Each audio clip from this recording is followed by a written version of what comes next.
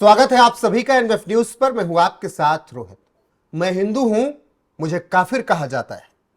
यह बात पाकिस्तान के संसद में कही गई और ऐसे में यह समझ आता है कि पाकिस्तान में हिंदुओं के हालात क्या हैं। धीरे धीरे वहां से हिंदू घटते गए और आज कुछ फीसदी हिंदू पूरे पाकिस्तान में बचे और जो बचे हैं वो गुर्बत की जिंदगी जी रहे हैं। जो सांसद विधायक भी बन जा रहे हैं उनकी भी हालत ऐसी है कि उन्हें काफिर कहा जाता है। इससे आप अंदाजा लगाइए कि पाकिस्तान जो कि धर्म के नाम पर बटा था वो अब कहां पहुंच गया है। मेरे साथ हैं वरिष्ठ पत्रकार अमीन अहमद जी। उनसे ही चर्चा करेंगे कि ये पूरा मामला क्या है और कैसे पाकिस्तान में हिंदुओं की हालत बद से बदतर साल दर साल होती गई। सबसे पहले अमीन जी, इस पूरी घटना के बारे में बताइए कि क्या है ये पूरी घटना।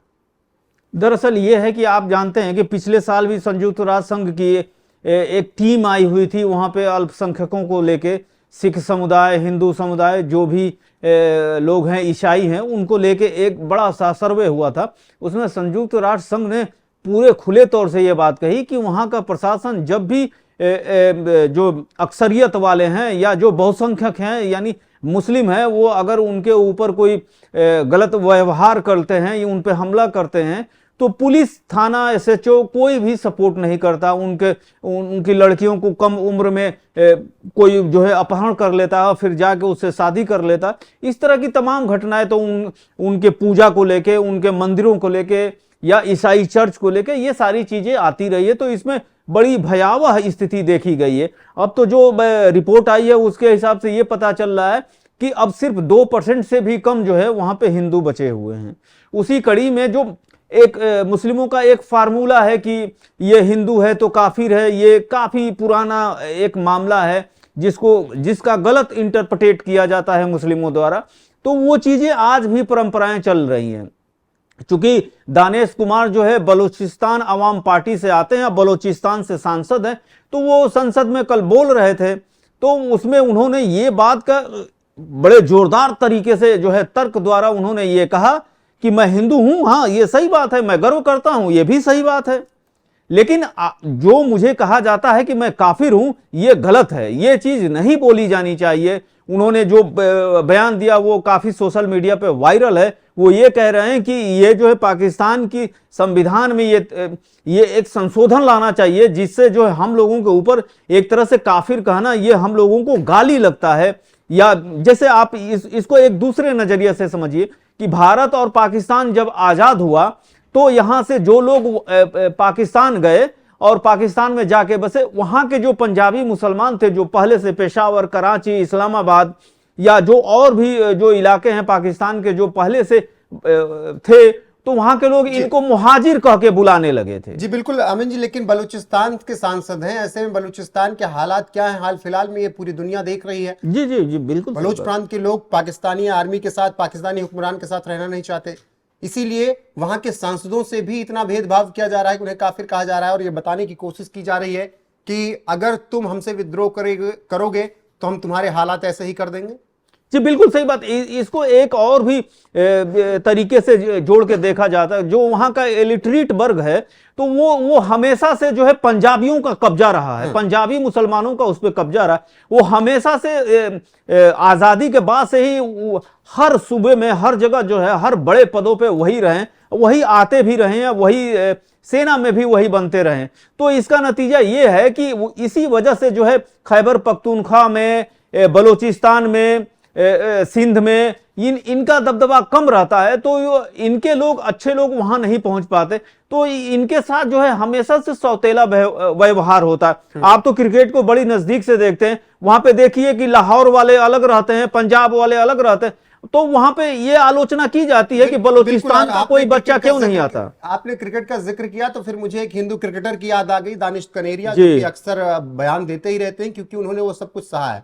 वो कहते थे कि पानी नहीं मिलता था, वो कहते थे कि साथ में खाना नहीं खाते थे, यहां तक कि खेल में भी भेदभाव होता था उनके साथ। तो ये तो दानिश कनेरिया ने भी वक्त रहते बताया कि हिंदुओं की हालत क्या की गई वहां पर। अब सोचिए दानिश कनेरिया, दानिश कुमार जो कि सांसद हैं, अगर ये तो एलीट में आते हैं, इनका ये हाल कर दिया गया है तो वहां के जो गरीब हिंदू होंगे उनकी तो बद से बदतर जिंदगी होगी।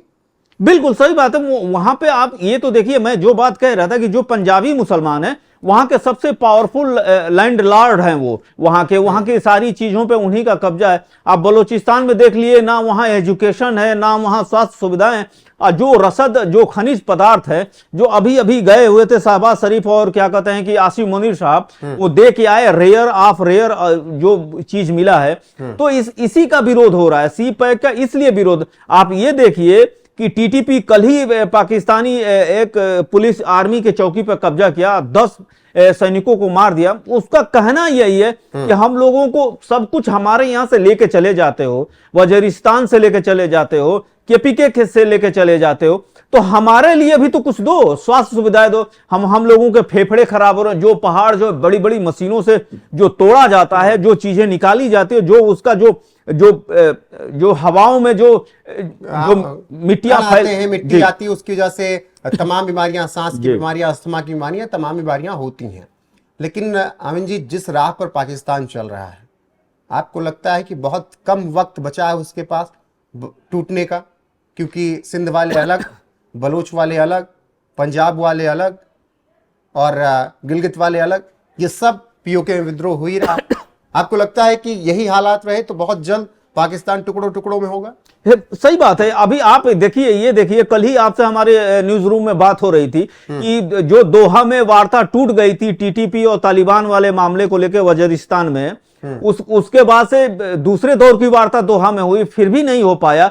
उसके बाद से जो है इस्तांबुल में, तुर्की का एक शहर है इस्तांबुल, वहां पे जो कल वार्ता हुई वहां पर भी टूट गया। इसको लेके तालिबान के सर्वोच्च नेता बिल्कुल, हाँ, अखुंदाज ने यह बात बोली कि हम झुक के फैसला नहीं करेंगे। और पाकिस्तान के अधिकारी तीनों वार्ता में यही बात कहते रहे कि आप इस अपराध को रोकिए और मुझे लिखित दीजिए कि जो हमले हो रहे हैं वो जो है आप रोकेंगे। इसी बात पे वार्ता टूटी है कि हम क्यों रोके भाई, वजीरिस्तान तुम्हारा है, बलूचिस्तान तुम्हारा है, अगर जाफर एक्सप्रेस पे हमला होता है तो वो तुम्हारी एक्सप्रेस है, तो उसको तुम देखो, हम क्यों देखें।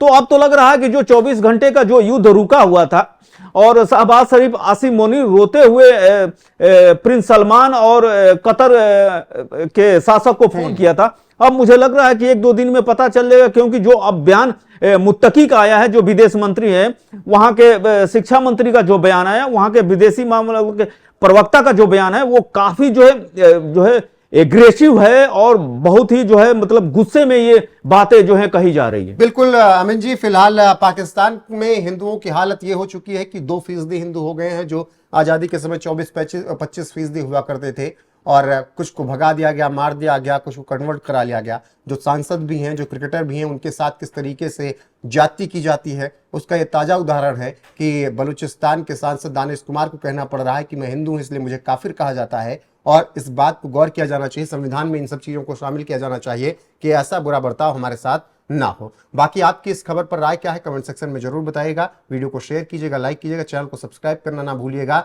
साथ ही एनवेफ न्यूज़ की वेबसाइट newsnwef.com पर जाकर आप देश और दुनिया की खबरें वहां पर पढ़ सकते हैं। नमस्कार।